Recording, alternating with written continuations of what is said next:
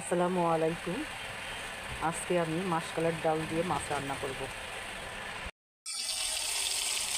মাছ ভাজি হচ্ছে, মাসকলাইর ডাল দিয়ে দিলাম।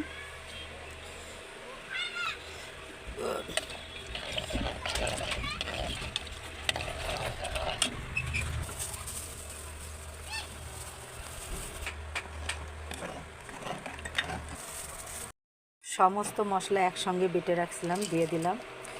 আদা বাটা, জিরা বাটা, রসুন বাটা, কাঁচামরিচের পেস্ট,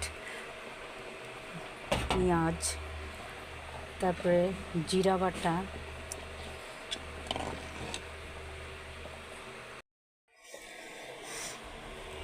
হলুদ, লবণ দিয়ে দিলাম। তারপর নেড়ে চেড়ে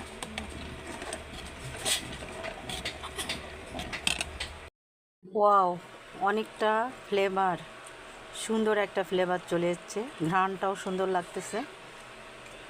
এবার আমি ভাজা মাছটা দিয়ে দেবো।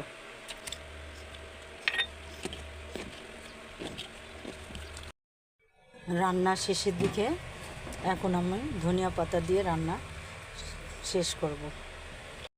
আল্লাহ হাফিজ।